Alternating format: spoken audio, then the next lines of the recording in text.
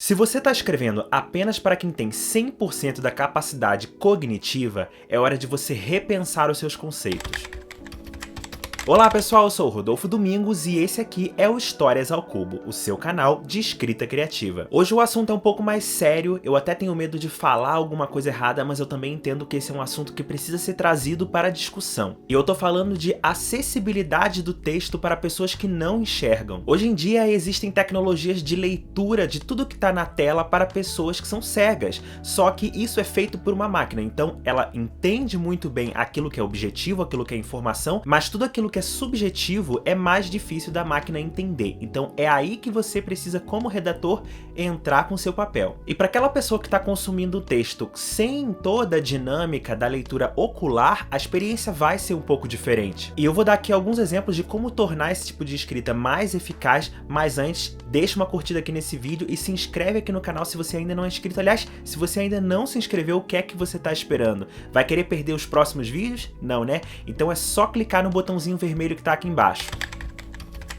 Atualmente, os recursos mais utilizados para leitura de tela hoje no celular para sistema iOS é o Voice Over e para o sistema Android é o Talkback. E já nos computadores com sistema Windows, a gente tem o NVDA, que é um dos mais utilizados no mundo. Geralmente, eles funcionam muito bem, eles estão sendo cada vez mais aprimorados, mas ainda é difícil fazê-los entender o que no texto é interativo e o que é visual. Tente entender, por exemplo, como é que funciona para uma pessoa cega quando alguém coloca um emoji no texto. Ele vai ler mais ou menos assim: emoji de coração, emoji de coração, emoji de coração, emoji de pessoa rindo, emoji de pessoa rindo. E tem gente que coloca um monte de emoji no meio do texto e isso torna a dificuldade ainda maior para a interpretação do texto para essas pessoas que são cegas. Uma coisa muito legal que aconteceu recentemente foi que a TIM, a empresa de telefonia, ela criou um plugin para o NVDA para que as pessoas pudessem interpretar melhor a questão do emoji. Então eles criaram um plugin que, em vez de descrição do emoji, tipo emoji de coração,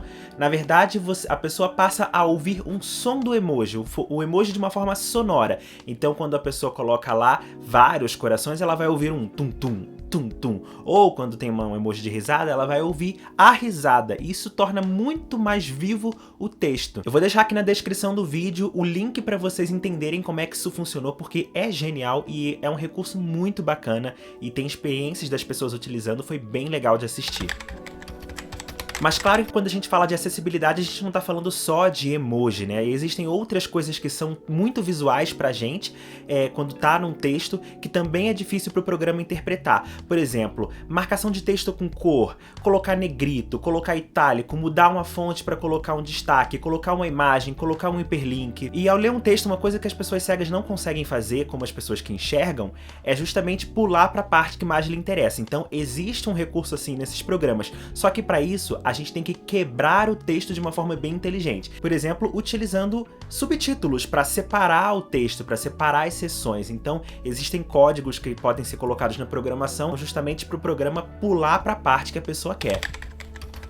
E uma coisa que a gente, como redator, costuma utilizar bastante para destacar uma parte do texto é colocar, por exemplo, um contorno em vermelho ou em alguma outra cor que chame atenção. Para o software de leitor de tela, como aquilo não é exatamente uma informação precisa, aquilo não diz muita coisa. Então a gente tem que encontrar um outro jeito de destacar isso, da pessoa entender que isso é um destaque, de entender que aquilo ali é um alerta, de entender que aquilo ali é importante. Então, uma coisa que é muito interessante é que esses softwares, eles conseguem entender como ler uma coisa que está, por exemplo, com uma exclamação ou com uma interrogação. Então ele lê diferente. Então colocar, por exemplo, uma exclamação naquilo que você já destacou com uma cor pode ser um caminho para que aquele texto fique mais acessível e aquela parte chame a mesma atenção que ela vai chamar para a pessoa que está vendo o texto, para a pessoa que está ouvindo o texto.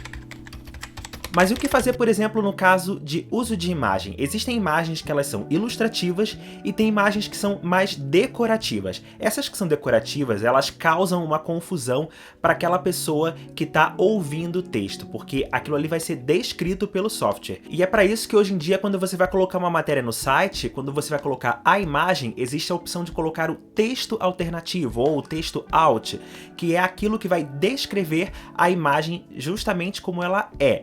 Então, quando você for colocar uma imagem que ela é só decorativa, você deixa vazio, você não coloca um texto alt, porque aí o software vai ignorar aquela imagem. Então, para dar um exemplo, se o seu texto lá está falando de produção de pão, e ali tem uma imagem que é um pão em cima de uma mesa, o texto alt vai ser mais ou menos assim: um pão em cima de uma mesa. E nem precisa colocar imagem de um pão em cima de uma mesa, porque isso já está implícito na programação do software. Ele já vai entregar de forma que a pessoa entenda que é uma imagem de um pão em cima de uma mesa. E uma coisa muito importante também para a imagem é não utilizar um texto como parte da imagem. Se você tiver um texto muito importante, você coloca ele fora da imagem como texto mesmo, para que aquilo possa ser lido da maneira correta.